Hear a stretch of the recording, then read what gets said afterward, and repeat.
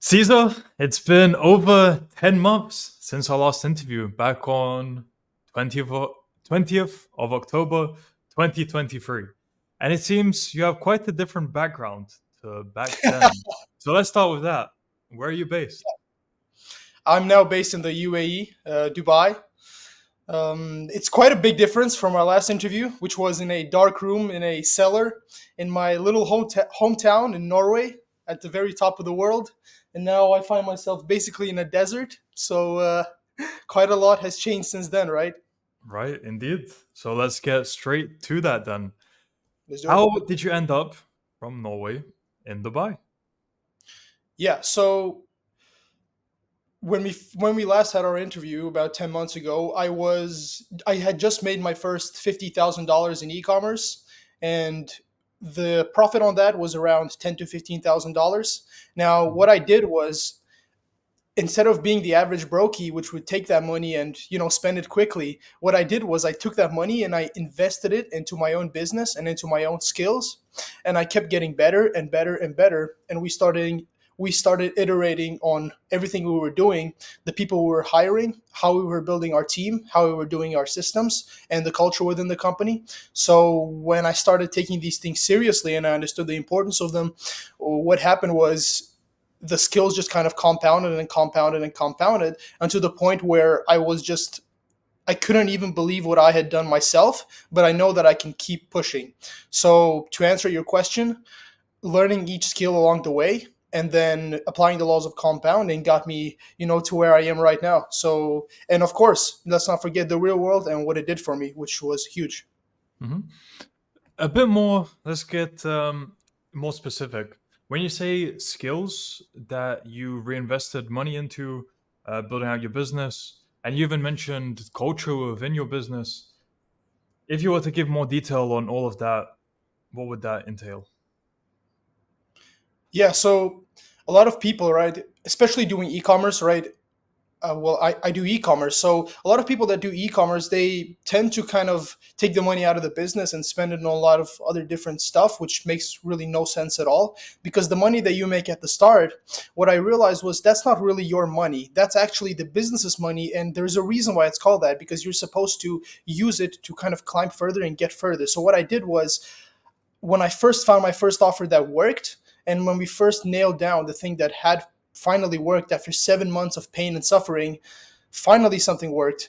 And what we did was we did more of that, and we did more. We found that one thing and we did more of it again and again and again, and we haven't stopped doing it ever since then. So,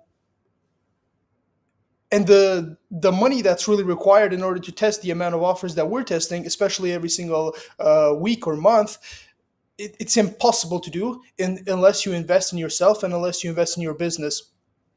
And yeah, so that's really what I did. When it comes to company culture and how we do it with our employees, well, it depends on which department of the company, but when it comes to company culture, you got to make sure that the people that you hire and the people that you get into your company are aligned with your company goals, what you want to achieve and what they want to achieve. So we've had a lot of people that, kind of tag along and just want to get the job done quickly. Those people are let out of the team fast. But then there's those people that are like me, like I was 6 or 7 months ago when we first had our interview.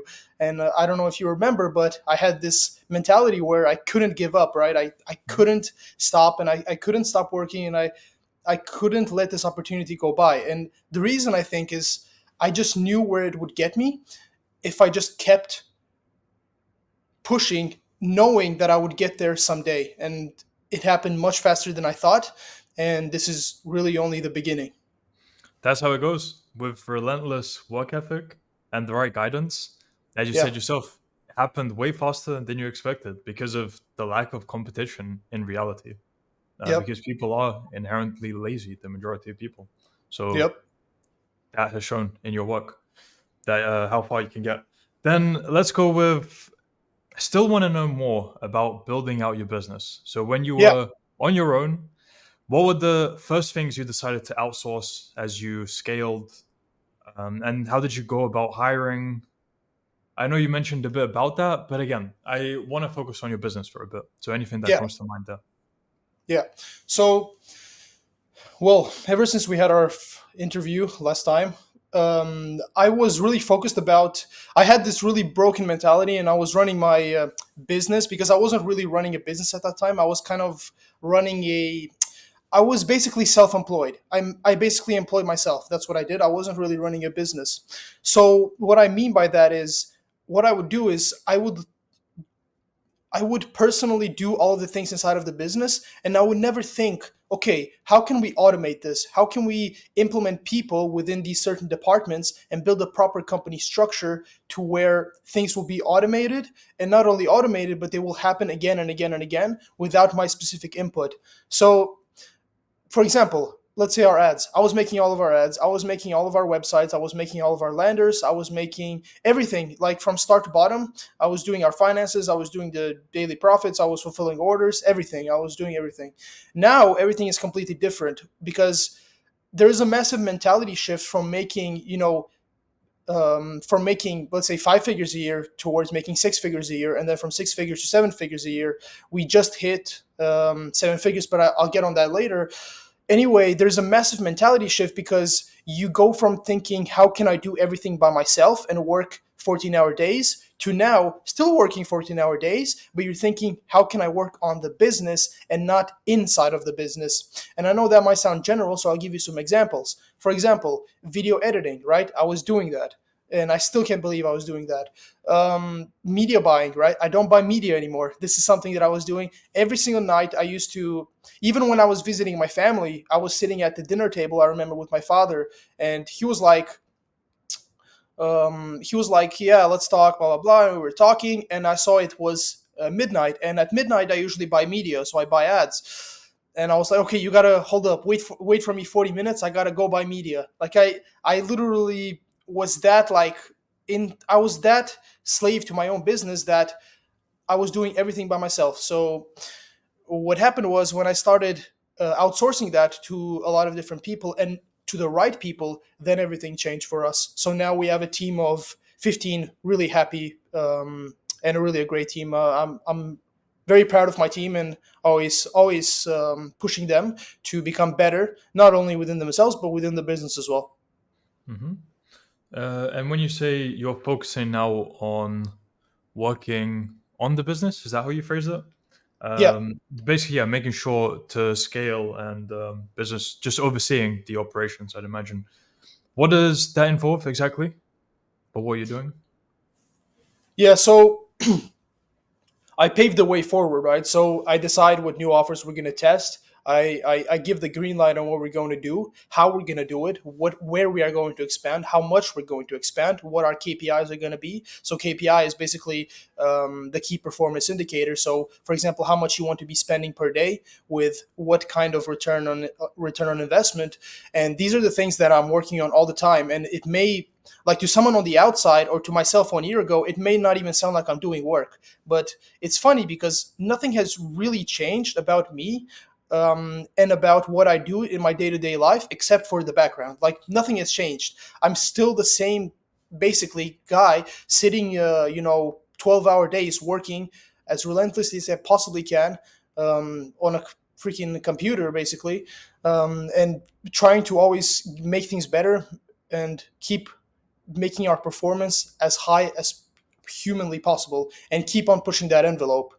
But unlike other people within business, which are like laser focused on their goal, which should be what you should be doing, I've always been like huge into fitness, and also like I understand that there's a lot more important things in life as well, not just finances. There's also fitness. There's your social relationships. There's the people that love you and you love them. So you got to kind of, you have your goal 100%, but you can't just go in and do only work.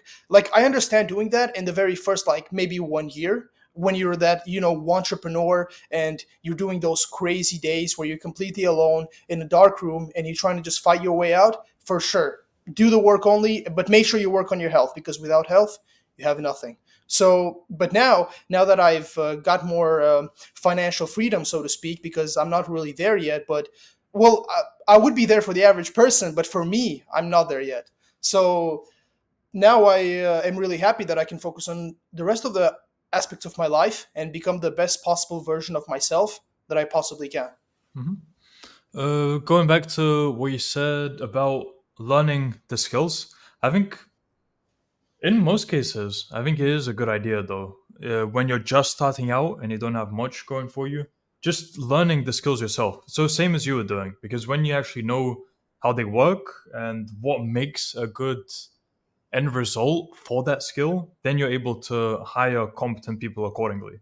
Because if you Yep, don't actually have much knowledge on it, you don't know if the person you're hiring is just all talk or if he's actually outputting good work. perfectly Agreed? said, man. Anything to add there? If not, we'll No, move no, on. just you summed it up perfectly. Cool. All right. Then I don't think we ended up getting to why did you choose Dubai? Why did I choose the? Dubai. Okay, yeah. So I don't know if you remember, but in our last interview, I mentioned that the taxes in my home country of Norway are just ridiculous. So there, people are. There's going to university. I'll get into that and what happened to my university because I was also a university student. Anyway, I'll get into that later on. But people are going to university, studying for their bachelor's degree and their master's degree, and being pushed on by their family, which are employees, so they don't know any better, and only to finally get a job after 200 applications, CV sent, and all of that, and then you finally get your job where you're kissing the boots of your boss basically all day, and not only after all of that and after all that hard work, you're being taxed 50% of your personal income tax, which is insanity. And just if you were to even become an entrepreneur in Norway, I can tell you it was one of the hardest things I've ever done in my entire life. And I've done some crazy things, but this is just insanity. They have 25% VAT on all of your sales, 22% corporation tax on your corporation profits, and there is a 14.1% like hidden tax, which is on when you hire people. You got to pay 14% of what they would be making to the government. So yeah, so all of these like four taxes combined, it basically means that let's say you were to make seven figures in Norway, so $1 million, you would probably be left with about let's say $100,000 if you're lucky. 10%. Yeah, Insane. yeah, it's completely Absolutely insanity, and insane. it makes sense why a lot of people in that country, maybe a lot of people aren't aware because it's a really small country, but in Norway, a lot of the people are kind of on the same level. It's kind of they've created kind of a society where everyone is on a very even path, and it 100% makes sense because the taxes eat you up so hard that if you really do try to jump over that line, you'll just get pulled back down with the rest of the others. So I really had no choice. I had to move. And when I was going to move, I thought to myself, well, I honestly don't really care that much where I go as long as the taxes are good because I want to become financially free. And also, it has to be a place where I can network with like minded individuals and high level entrepreneurs. So, I mean, there was really no option except for Dubai. Like, this is, I mean, there are some others, but I think Dubai is the very best if you want to network with other people that not only are successful, but they're always pushing that envelope harder and harder towards everything in life, not just finances. So Mhm. this is why I picked Dubai. Now, when it comes to the weather here, it's in complete craziness. Um, Probably it's hard to understand, but if I was to step outside on this balcony, inside here it's like 18 degrees, 19 degrees. It's pretty like good. If I go outside there, it's like 50 degrees. So the difference is completely massive. And if you try to go outside for more than 10 minutes, man, good luck not having a heat stroke. Like I come from the north where it's minus degrees all of the time. I'm used to going around with a jacket and with like a thing over the head so you don't freeze to death. But here it's like if you go outside with anything more than like a t-shirt and some shorts, yeah, you won't survive. There's no way. No way. All right. And how long have you been in Dubai? I just moved here recently, so 1.5 months now, actually. But I do have everything set up, so I will be living here for the foreseeable future. Very cool. What are your plans for networking? Yeah, for networking, like there's a lot of different like events you can kind of go to. But from what I see and from the people that I've networked with, not only online but also here in the UAE, the more things that you achieve, the higher level people you will attract. So a lot of people even inside the real world, or the e-commerce campus inside of the real world more specifically, a lot of people make their first $10,000, $100,000, maybe even $1 million, not even that, but what they would do is, instead of thinking how can I make more and attract people to me that will want to network with me for the value that I can provide to them, they think, okay, let me go and network and extract value from other people, and I give nothing to them. Now you can do that, but you have to do it via paid events. So let's say you were going to networking events, for example. Personally, I haven't gone to any of those yet because I have so much information in my mind that I need to implement all of it and really maximize our results and become the best version in business that I possibly can before I can then start giving value to others, and others can give value to me. So that's really what I think about networking. And it's the same. It's the same online.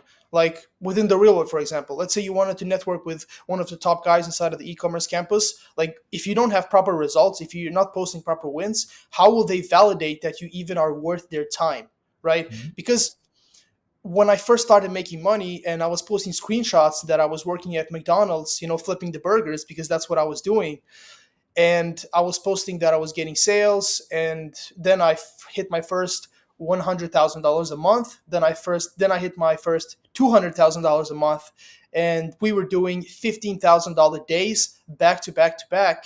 And I was posting those wins, and I was getting flooded with friend requests, messages, how did you do it, all this stuff.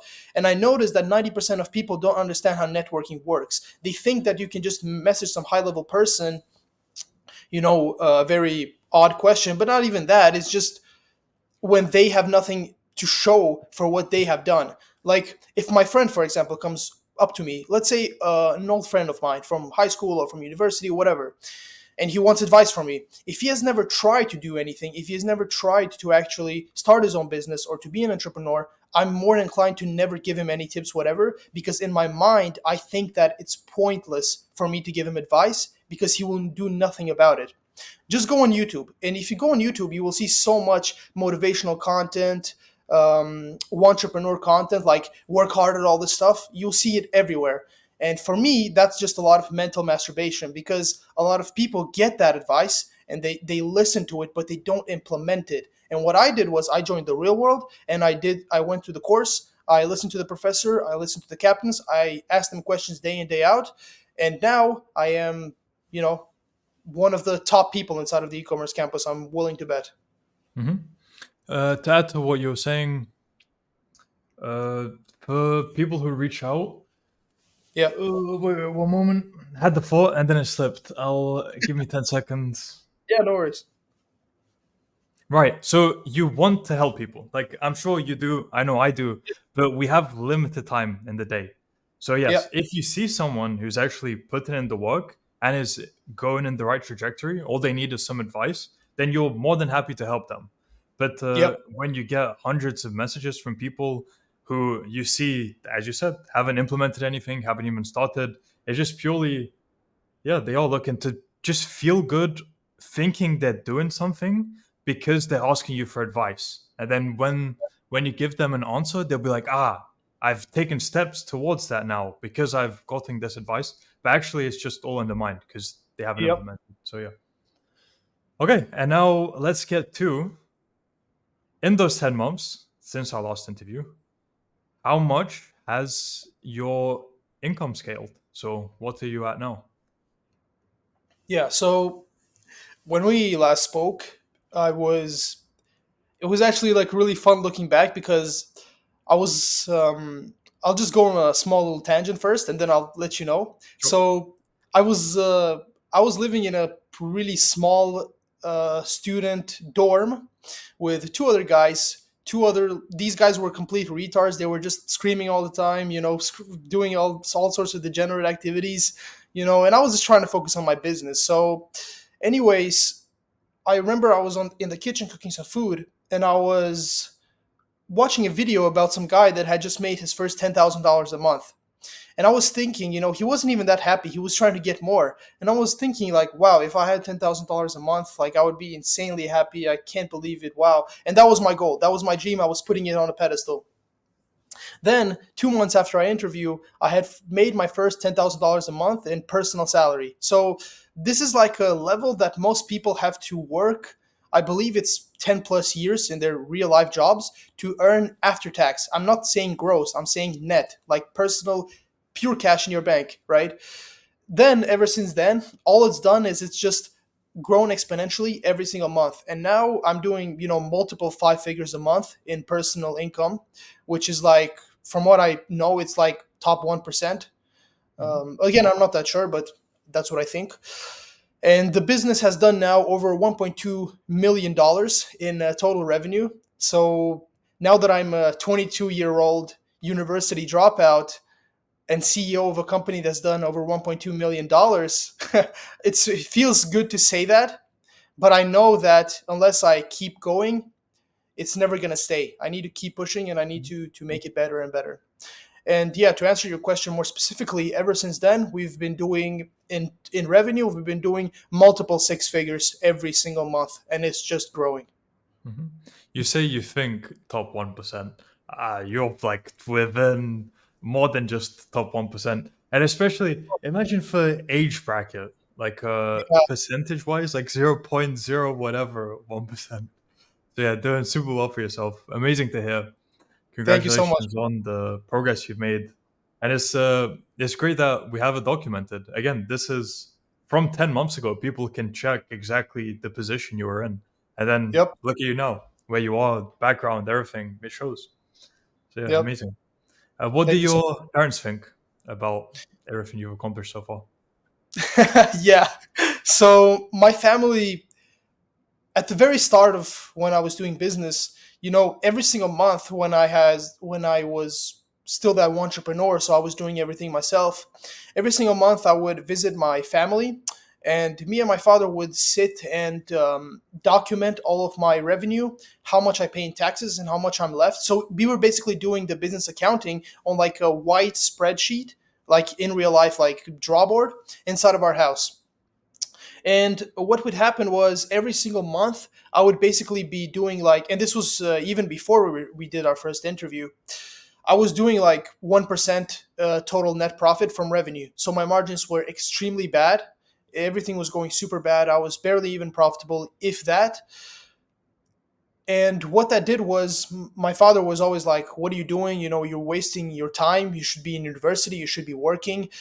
This business is not working. Like, look at the numbers. You're doing, because even at that time I was doing $50,000 a month anyways in revenue, but my margins were so bad that I was left with nothing. And the Norwegian taxes, of course, made it 50 times worse.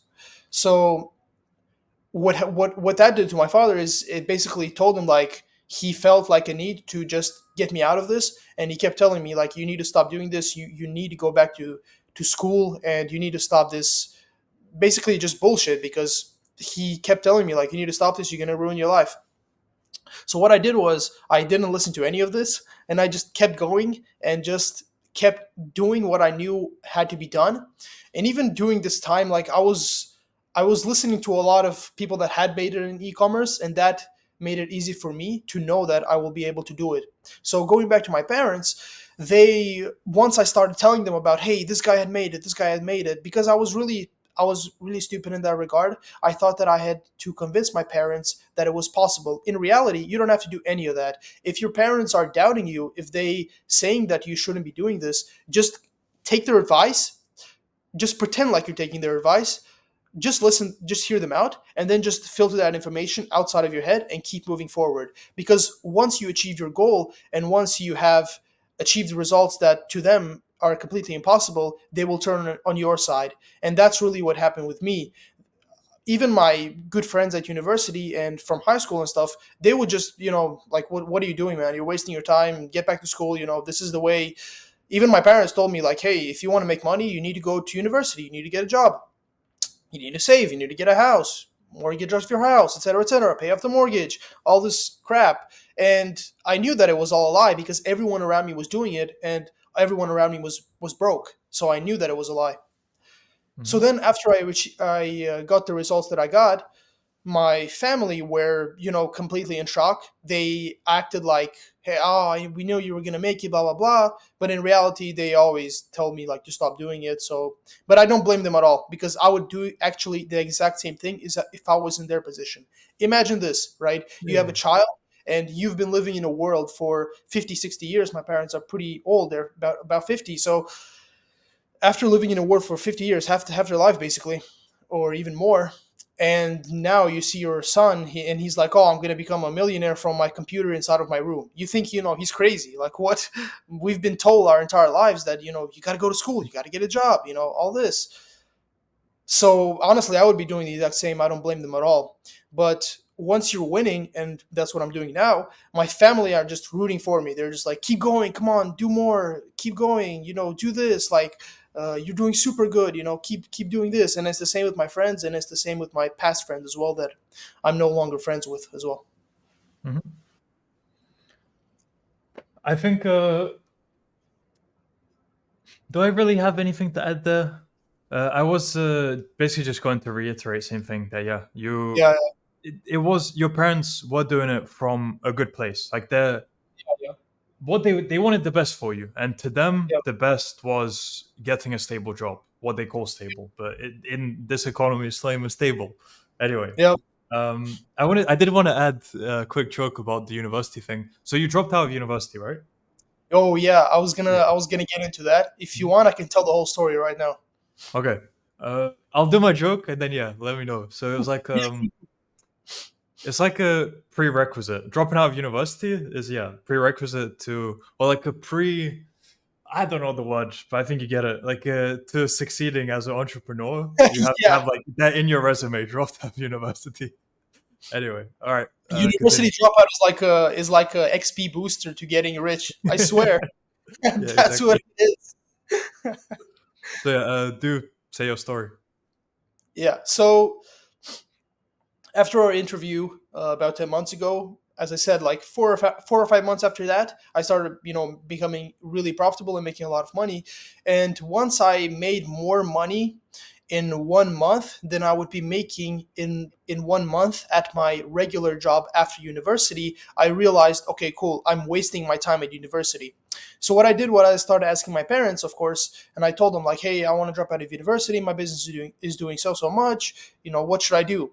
And them being them, they told me like it's not safe, and also they have this really broken mentality, which there's a phrase for it. I don't remember the phrase, but when you are already doing something, keep doing it.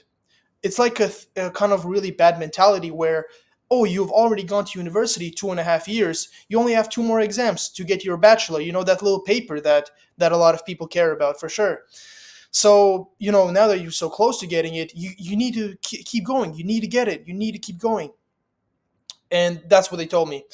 And I tried really, really, really hard.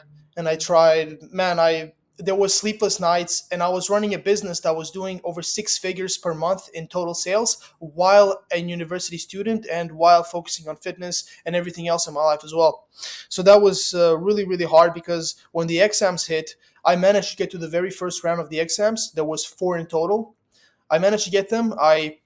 Actually, I'm a really I'm like an average student, so I get C's like in university, which I don't even know if that's average anymore.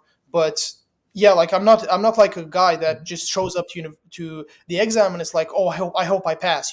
I have to study for it properly and really nail that. So that's what I did while running my business, and it was one of the hardest things I've ever done. It was, it wasn't a question of will I get enough sleep tonight. It's like, if I do, that's great. If I don't, it is what it is. I just got to keep going. And caffeine was my friend in that time, seriously. So, yeah, anyways, getting back to that, I had it was the very last semester, and I had two exams left to go. I had already done two, and I only had two more to go. And my business had just done $200,000 a month. So, it was the highest we had ever done.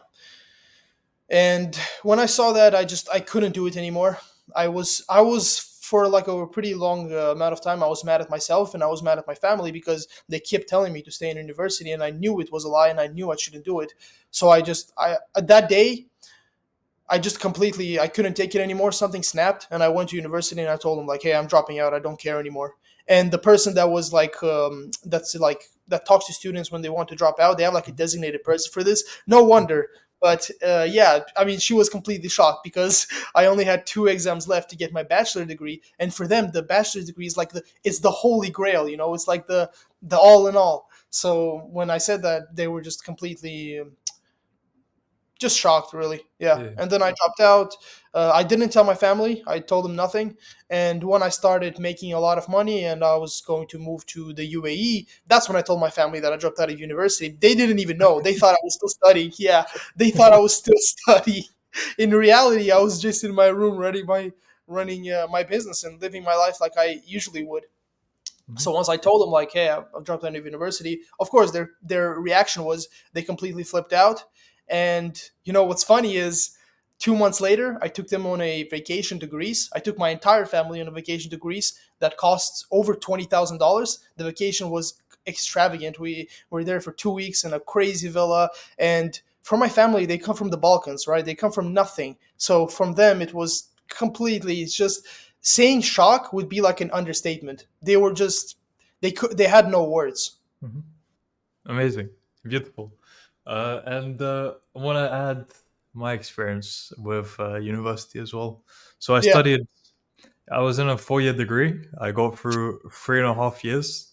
And with Hmm. 6 months left is when I found the real world. It was Hostage University at the time. I'm like, Uh, this whole time, from the age of 16, I wanted to be an entrepreneur. But the issue was, I told myself, until I have an idea for what to do, I'll go down mhm. the traditional route. Yep. That's why I was in university, and yeah, was planning on making maybe working at most a few years in a job, and then by then like definitely having something on my own.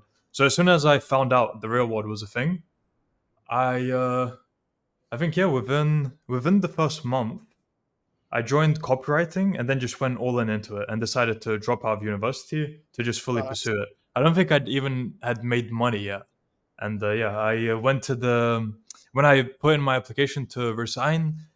I also had to speak to someone, because same as you, to confirm the resignation, and he yeah. even asked me, "Do you want to just pause it so you can do this for a year and then come back whenever you want, or do you want it to like fully quit? Because if you fully quit, then Got to there's start no again. going back. You'll have to like redo the whole Yep. 4 years."